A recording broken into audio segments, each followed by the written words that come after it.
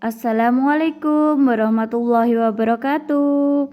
Perkenalkan, saya Laila Chandra Kartika Putri, calon guru penggerak angkatan 9. Saya akan menyampaikan koneksi antar materi, kesimpulan, dan refleksi pemikiran Ki Hajar Dewantara. Apa yang saya yakini tentang murid dan tentang pembelajaran di kelas sebelum saya mempelajari modul 1.1. Menurut saya, murid bagaikan gelas kosong yang harus diisi, dan sebagai guru kita harus menyalurkan semua ilmu pengetahuan yang kita miliki agar gelas itu dapat terisi dengan penuh.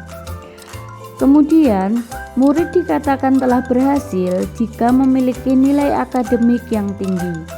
Jika dalam suatu kelas murid telah mencapai target nilai akademik yang telah ditetapkan, maka pembelajaran di kelas dianggap telah mencapai keberhasilan dan ketuntasan.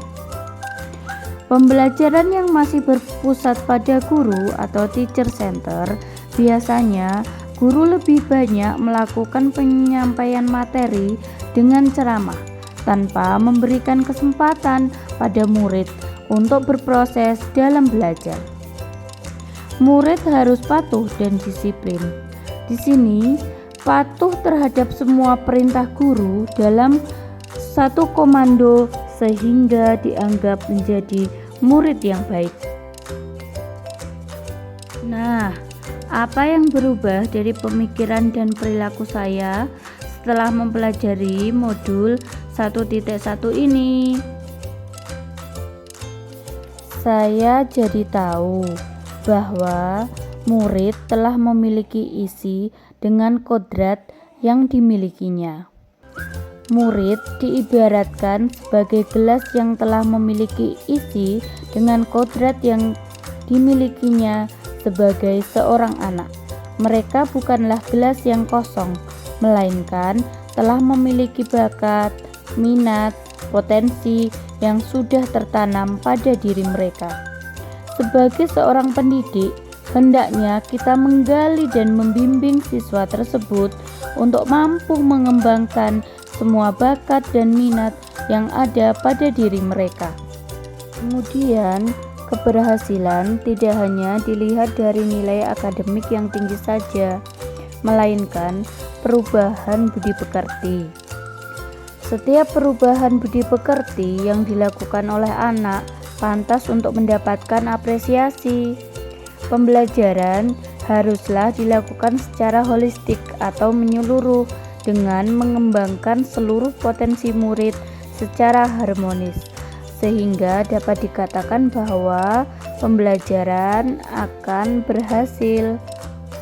Pembelajaran haruslah berpusat pada murid atau student center.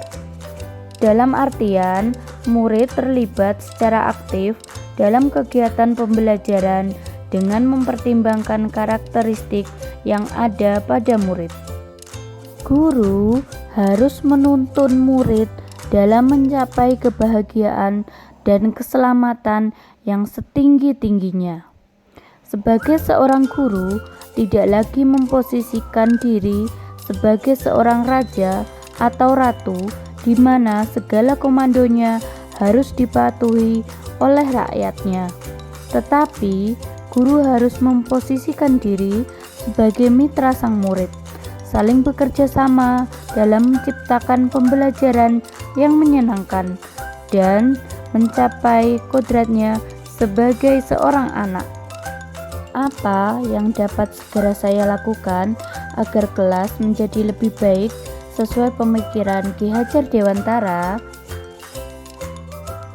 Yang pertama adalah menghargai keberagaman. Semua murid memiliki karakter yang beragam. Setiap anak memiliki bakat yang sesuai kodratnya yang telah dibawanya sejak lahir. Mereka mempunyai keistimewaan masing-masing. Seorang guru harus dapat menggali potensi pada anak sesuai dengan karakter anak masing-masing. Selanjutnya, menciptakan pembelajaran yang menyenangkan.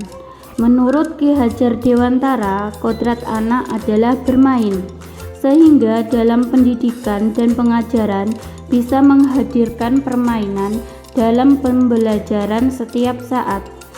Jadi, tidak menghilangkan kodrat anak.